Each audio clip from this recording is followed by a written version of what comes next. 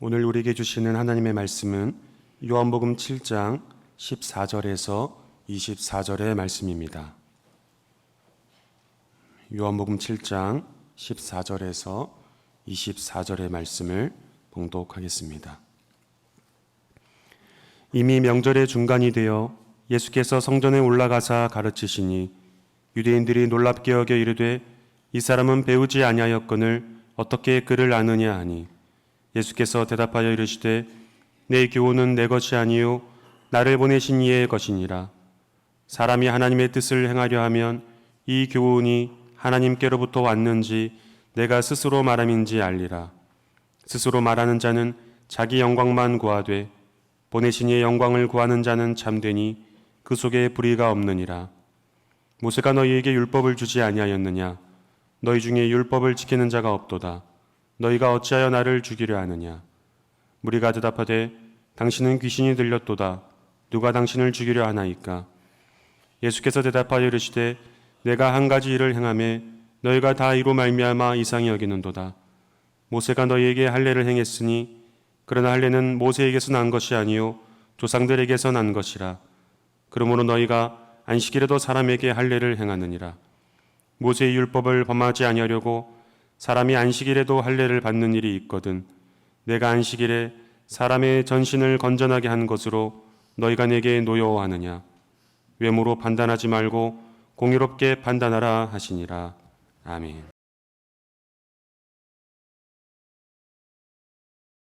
능력과 공의의 하나님, 우리의 찬양을 받으시옵소서. 사랑하는 교회 여러분, 여러분의 삶에 하나님의 찬송이 계속해서 흘러넘치는 은혜의 삶이 되기를 간절히 축복합니다. 우리의 삶이 좋은 일이 많아서가 아닙니다. 하나님께서 우리의 삶을 지키시고 인도하시기 때문입니다.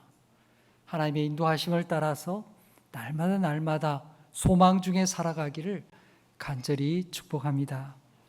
우리 계속되는 말씀, 요한복음의 말씀 우리 받겠습니다. 지난주에 우리는 예수의 동생들이 예수님에게 요청하는 이야기를 들었습니다. 초막절이 되었는데 예수님께서 여기 총구석 갈릴리에 이렇게 있을 게 아니라 저 중심부에 예루살렘에 좀 올라가십시오. 그런 동생들의 요구가 있었습니다. 사실 이것은 그들의 속마음이 따로 있었습니다. 예루살렘에 가가지고 다시 한번 좀 기적을 좀 보여주고 사람들을 이렇게 모으라는 것입니다.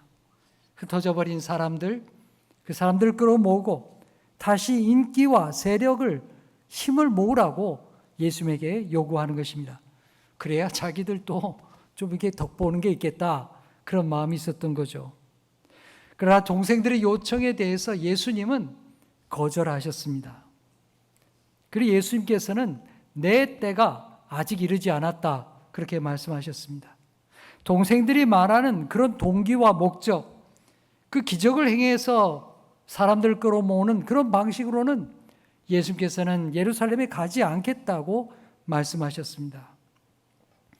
예수님에게 있어서 하나님의 뜻을 따라 산다고 하는 것과 하나님의 때를 분별한다고 하는 것은 같은 것입니다. 예수님은 항상 하나님의 때를 묻고 기다리셨습니다.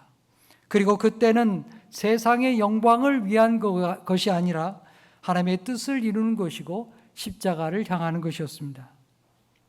예수님은 형제들이 요구하는 것과는 전혀 다른 방식으로 예루살렘에 올라갔습니다. 나중에 조용히 올라가신 것이죠. 그건 바로 십자가를 향한 길이었습니다. 자, 이제 그 말씀이 계속해서 이어지는데요. 오늘 본문 14절의 말씀을 우리가 함께 읽어보겠습니다. 시작. 이미 명절의 중간이 되어 예수께서 성전에 올라가사 가르치시니. 여기 14절 보니까 명절의 중간이 되었다, 그렇게 말하고 있죠. 초막절은 일주일 동안 지키게 됩니다. 그러니까 중간이 되었다는 것은 한 3, 4일 지났다, 그런 얘기죠. 예루살렘에 사람들이 가장 많이 몰려들 때가 바로 이 중간 지역입니다. 이때 예수님께서는 예루살렘 성전에 올라가서 성전 마당쯤이겠죠. 거기서 사람들에게 말씀을 가르쳤습니다. 여러분, 요한복음을 우리가 보게 되면 예수님께서 앞부분에 성전에 올라가신 이야기가 두 번 이렇게 나오게 됩니다. 예루살렘에 올라간 이야기가 두 번 더 나오게 되죠. 2장과 5장에 나오게 되는데요.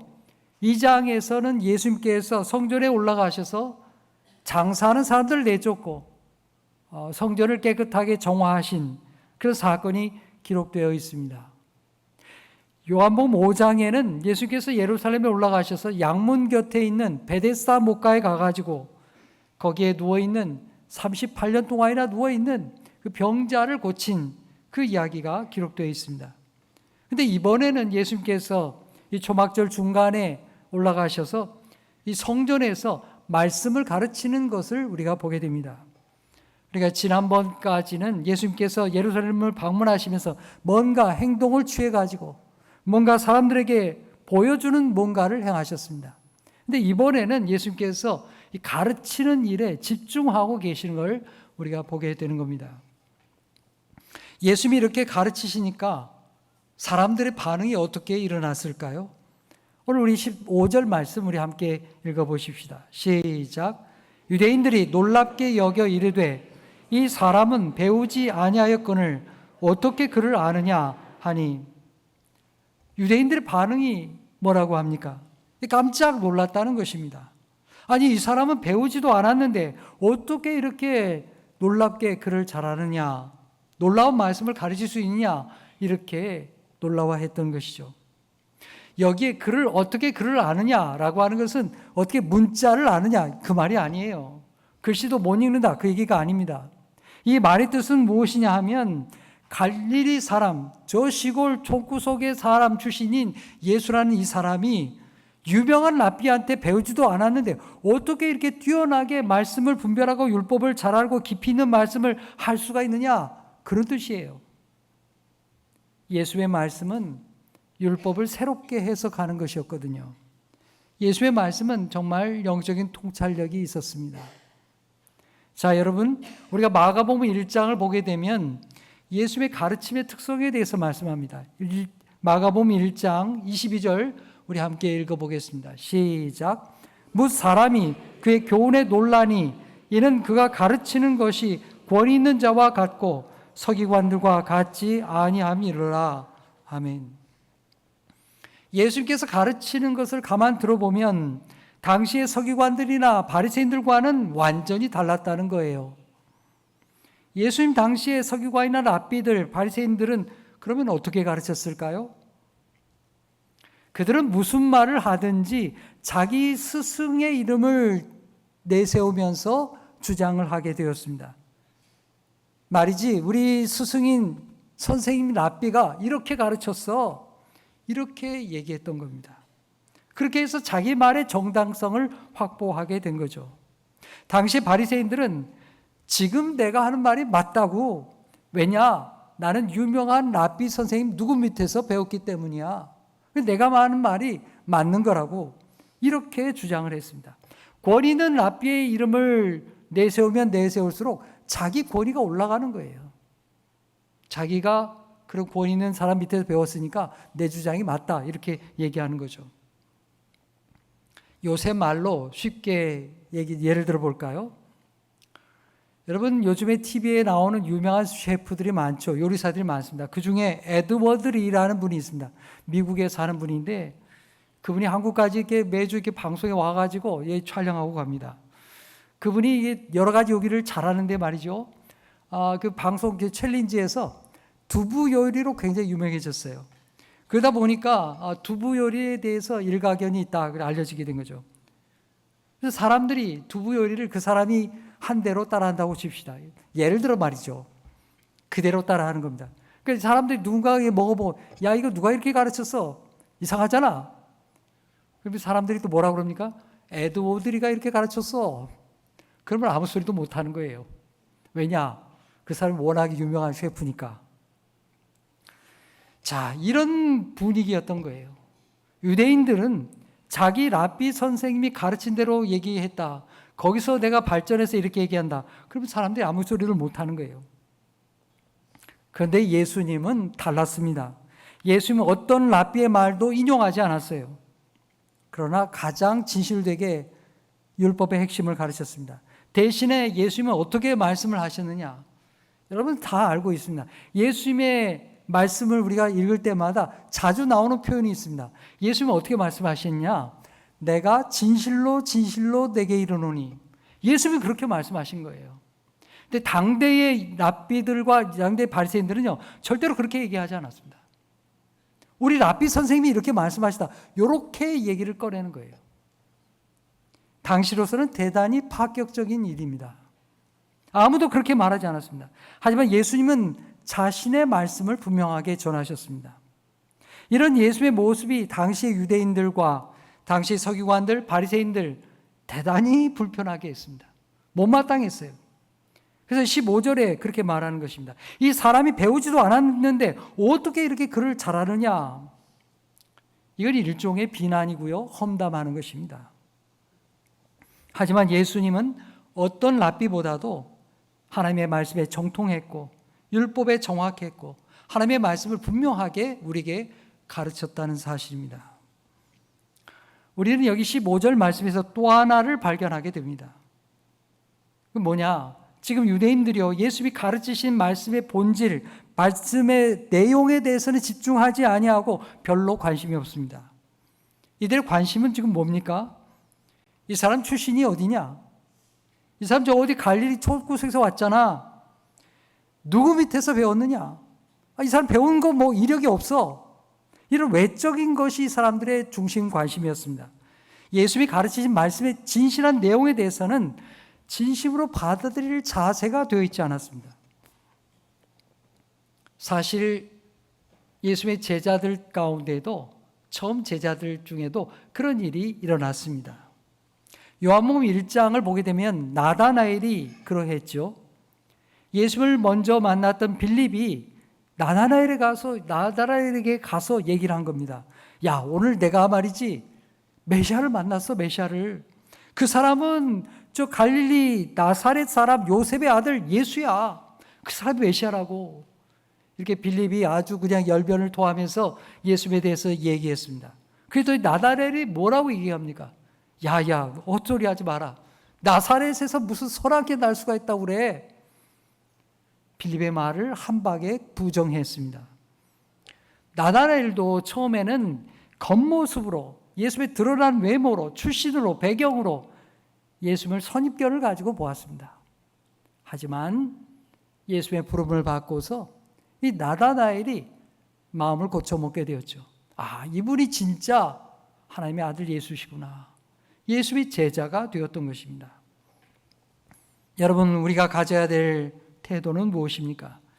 그 사람을 겉모습으로, 출신으로, 배경으로 이런 것으로 판단하는 것이 아니라 그 사람이 어떤 사람인가? 그 사람이 어떤 말씀을 하고 있는가? 예수님이 들려주시는 그 말씀의 내용이 진짜인가? 본질인가?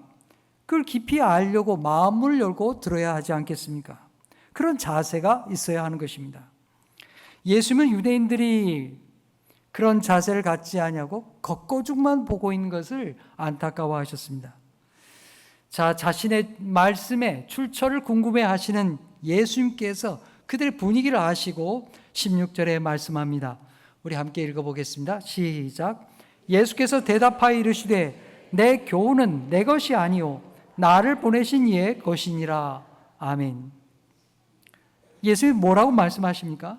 내 교훈, 내 가르침은 아무렇게나 얘기하는 것이 아닙니다. 내가 얘기한다고 해서 나는 그냥 아무 말이나 짓거리는 그런 사람이 아니라는 거예요. 그 말씀의 출처가 어디라고 말씀하십니까? 나를 보내신 분, 바로 하나님께서 나에게 그렇게 말씀을 주셨다는 것입니다. 예수님은 하나님이 맡겨주신 말씀을 세상에 증언하고 있는 것입니다. 여러분, 예수님께서 이 말씀을 하신 뜻이 무엇입니까? 당신들이 내가 어떤 말을 하는지에 대해서는 관심이 없고 저 사람이 누구 밑에 배웠느냐, 어떻게 글을 아느냐, 이런 겉거죽에 몰두하다 보니까 참된 진리에는 점점 멀어지고 있다는 사실이죠. 내가 들려주는 하나님의 말씀에 집중해야 한다고 그렇게 주님이 말씀하신 것입니다. 여러분 17절 말씀 보십시오. 사람이 하나님의 뜻을 행하려 하면 이 교훈이 하나님께로부터 왔는지 내가 스스로 말함인지 알리라. 이게 무슨 말인지 금방 알 것 같지만 이 말씀을 좀 가만히 쳐다보면 좀 말씀이 좀 헷갈리게 되어 있습니다. 이 말씀을 풀어서 얘기하면 이런 말입니다. 누구든지 하나님의 뜻을 순종하고 행하는 사람이라야 예수의 말씀의 교훈, 예수의 가르침의 본질, 예수의 그 가르치신 것이 진짜 하나님께로부터 왔구나 하는 것을 깨닫게 된다는 말이에요. 예수의 말씀을 믿고 순종하지 아니하면서 이러쿵저러쿵 말하는 것은 결국에는 걷거죽을 앓고 있는 것과 마찬가지라는 뜻입니다. 예수의 말씀이 참되구나 그걸 알 수 없다는 거예요. 다시 한번 예를 들어 볼까요? 여러분 유명한 요리사들이 요리하는 방법을 가르쳐주는 게 유튜브에 수두룩합니다. 여러분도 많이 보시죠? 근데 유튜브에 보면 음식도 이렇게 해서 만들어가지고 아주 맛있게 보입니다. 하지만 내가 그 유튜브를 쳐다보고 있다고 해서 그걸 바로 만들 수 있는 게 아니에요. 그것도 먹을 수, 그 맛을 아는 것도 아닙니다.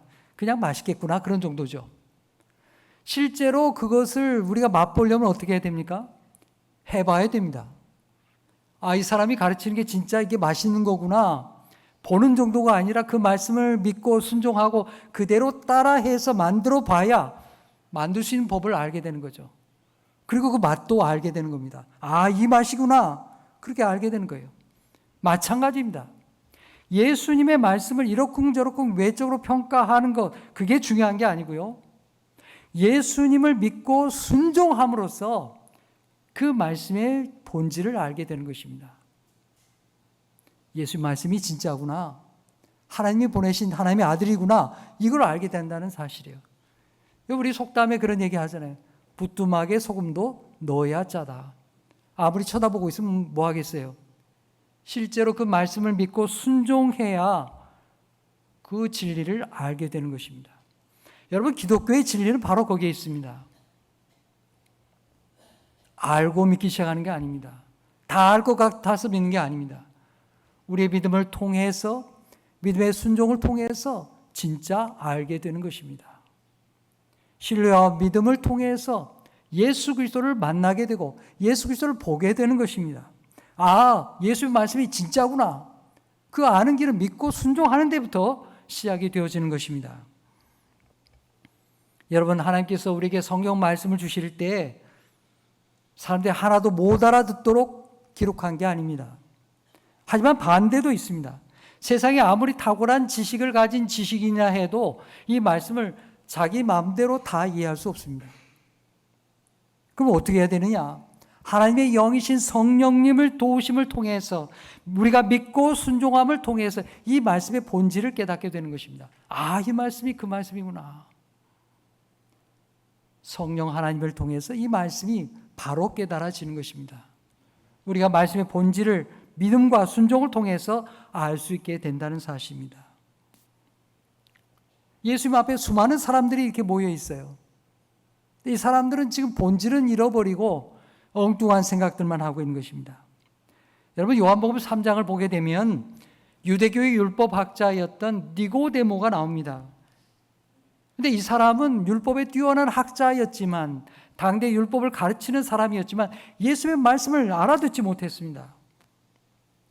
예수께서 거듭남에 대해서 말씀하셨지만 이게 도대체 무슨 소린가 알아듣지를 못한 거예요. 그 뛰어난 율법학자가. 반면에 4장에 나오는 사마리아 여인은 어떻습니까? 이 사마리아 여인도 처음에는 예수의 말씀을 알아듣지 못했죠. 하지만 예수님이 하나님의 아들이심을 믿고 받아들임을 통해서 예수의 말씀이 깨달아지기 시작한 거예요. 놀라운 삶의 변화가 일어나게 되었습니다. 예수님을 인정하고 믿음으로써 일어난 놀라운 삶의 변화였습니다. 오늘 예수님은 우리가 예수의 말씀을 믿고 순종하게 될 때에 예수의 말씀이 참되다는 것을 알게 된다고 우리에게 말씀하십니다. 사랑하는 성도 여러분, 우리 모두가 예수의 말씀을 믿고 순종함으로써 하나님께서 우리에게 주시는 은혜와 복을 누리는 믿음의 사람 되기를 간절히 축복합니다. 사람들은 예수님이 랍비의 말을 인용하지 않게 되자 그렇다면 이 모세라도 순종하고 따라야 되지 않겠느냐, 그런 마음을 가졌던 것입니다. 자, 그렇게 될 때 예수님께서 그런 분위기를 아시고 19절에 모세 이야기를 꺼내게 됩니다. 우리 함께 읽어보겠습니다. 시작. 모세가 너희에게 율법을 주지 아니하였느냐? 너희 중에 율법을 지키는 자가 없도다. 너희가 어찌하여 나를 죽이려 하느냐?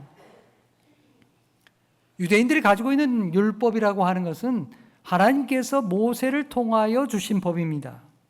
유대 사회는 이 율법을 굉장히 중요하게 여겼습니다. 하지만 이 율법이라고 하는 것, 자신들이 가지고 있는 그 레위 율법서의 율법이라고 하는 것은 온전한 것이 아닙니다. 완전하지 않습니다. 한계가 있습니다. 율법에 대해서 아주 정통했던 바울 사도는 이 율법을 어떻게 평가했을까요? 우리 그것을 갈라디아에서 발견하게 됩니다. 갈라디아서 3장 24절 우리 함께 읽겠습니다. 시작. 이같이 율법이 우리를 그리스도께로 인도하는 초등교사가 되어 우리로 하여금 믿음으로 말미암아 의롭다함을 얻게 하려 함이라. 아멘. 하나님께서 모세를 통하여 주신 율법이라고 하는 것은 메시아가 오실 때까지, 예수 그리스도께서 오실 때까지 임시적인 거라, 그런 말이에요. 율법이 완전하지 않을 뿐만 아니라 우리를 예수 그리스도께로, 메시아에게로 인도하는 초등교사와 같은 역할을 하고 있다, 그 말입니다. 여러분, 초등학교 선생님들 많은 수고를 하죠. 특별히 1학년 선생님들은 이 아이들이 1학년 입학은 했지만 사실상 유치원생과 다를 바가 없습니다. 하나에서 10까지 다 돌봐줘야 돼요. 그게 초등교사의 역할이죠.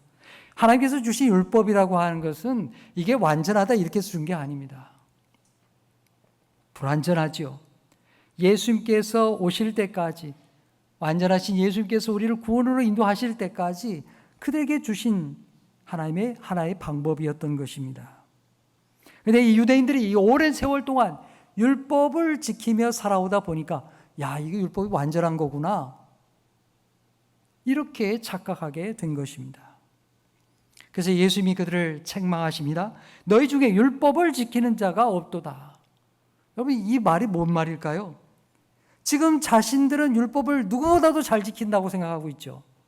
율법의 조항과 규정들을 수없이 만들어서 어떻게 하면 철저하게 율법을 지키느냐, 그렇게 생각하며 살아온 사람들이 바리새인들이고 율법학자들입니다. 근데 여기에 문제가 있습니다. 그들은 율법의 조항과 규정을 잘 지킬 줄만 알았지, 거기에 매달릴 줄만 알았지, 하나님께서 이 율법을 왜 주셨는가, 율법을 주신 본래적인 뜻에 대해서는 깨닫지 못하고 지키려고 하지 않았습니다. 그저 율법에 그냥 뭐가 걸리느냐, 그래서 거기에 사람을 따라서 정죄하고 못 살게 굴었어요. 율법의 본질을 가르치는 예수님을 거부하고 엉뚱한 길로 가고 있는 겁니다. 예수님의 율법을 주신 하나님의 뜻을 가르치고 구원을 완성하기 위해 오셨지만 그들은 오히려 거꾸로 가고 있습니다. 예수님을 배척하고 예수님을 없애려고 합니다. 그래서 예수님께서 말씀하는 거예요. 공개적으로 말씀하는 거예요. 어찌하여 너희가 나를 죽이려고 하느냐. 유대인들, 특별히 바리새인들, 종교 지도자들, 이런 사람들은 예수님이 율법을 파괴하는 사람이라고 생각했습니다. 하나님을 모독하는 자라고 생각했어요. 그래서 예수님을 없애려는 거예요. 그들은 계속해서 모의를 했습니다. 예수님께서 그걸 아시고 공개적으로 얘기하는 거죠. 그랬더니 20절에 사람들이 말을 합니다. 아니, 당신 지금 미친 거 아니야? 당신 귀신 들렸구만. 누가 당신을 죽이려고 한다고 그래. 그러면서 놀라워했던 것이죠. 아마 그 자리에 있었던 대부분의 일반 사람들은요, 이 유대 종교 지도자들이 예수님을 죽이려고 모의하는 것을 몰랐기 때문에 이런 말을 했을 것입니다. 그래서 예수님께서는 한 가지의 사건을 말씀하시면서 율법의 규정을 지키는 것보다 본질적인 게 더 중요하다. 하나님께서 나를 보내신 뜻이 바로 거기에 있다. 그걸 얘기하시는 말씀을 우리에게 들려주십니다. 그 이야기가 21절 이하에 나오는데요. 거기에 보면 할례와 안식일의 법, 안식일의 규정에 대한 이야기가 나오게 됩니다. 여러분, 할례가 무엇입니까? 할례는 남자의 생식기의 포피를 베어내는 것입니다. 하나님과의 언약의 백성이 된 것을 몸에 새기는 것이죠. 하나님께서 아브라함의 자손들에게 그렇게 명하셨습니다. 이것을 행함으로써 하나님과의 영원한 언약을 징표로 삼으라고 하신 것입니다. 그래서 아이가 태어나면 8일 만에 할례를 행했습니다. 그리고 모세가 이것을 레위기 율법에 기록하게 되었던 것입니다. 그런데 문제가 있습니다. 아이가 태어난 지 8일이 되었어요. 할례를 해야 되겠죠. 근데 그 날짜가 딱 안식일과 겹치는 겁니다. 여러분, 안식일의 규정은 어떤 게 있습니까? 안식일에는 일하지 말라는 거예요. 일하지 말라는 거.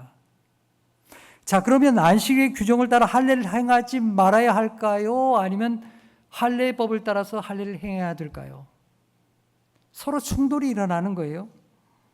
이 문제에 대해서 율법학자들, 랍비들은 어떻게 해결했을까요? 그들은 할례가 먼저라고 해결했습니다.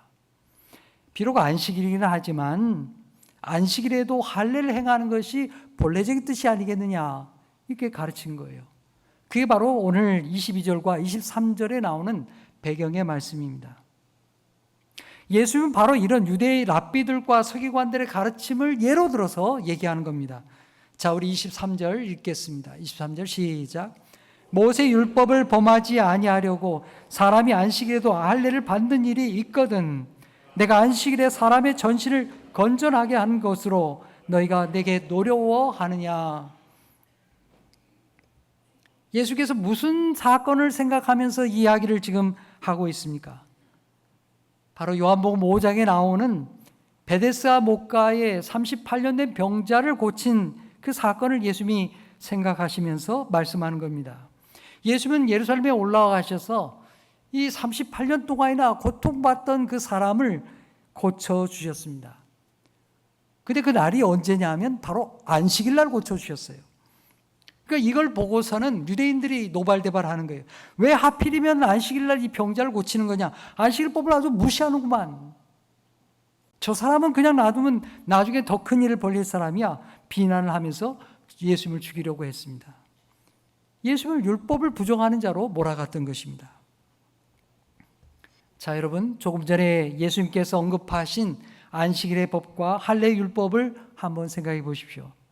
안식일법과 할례법이 충돌하게 되면 어떻게 했습니까? 그들은 안식일법이 있지만 그래도 안식일이어도 할례를 행할 수 있다.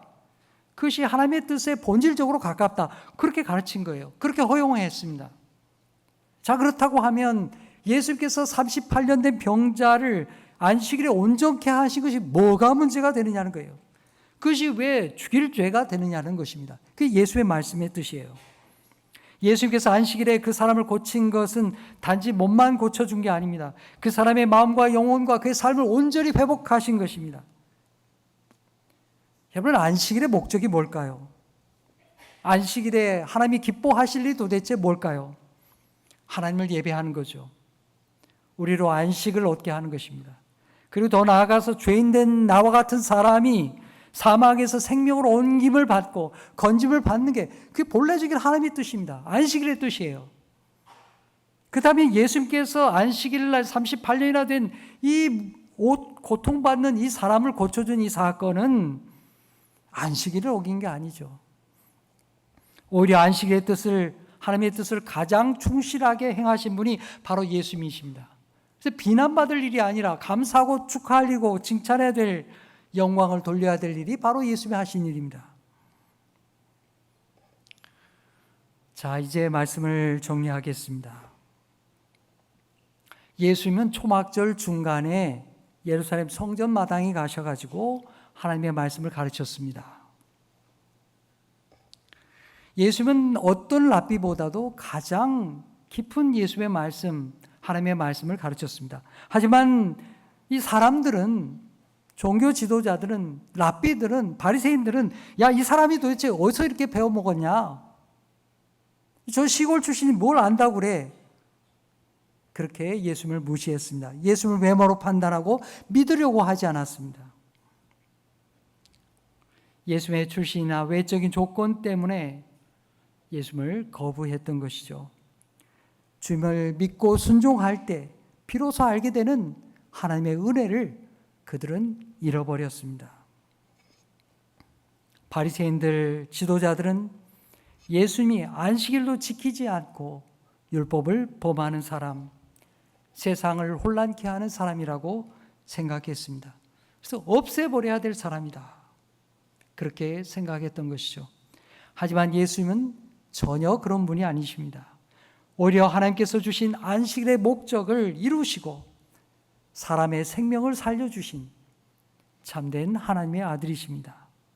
그래서 오늘 24절 마지막에 예수님이 그렇게 말씀하죠.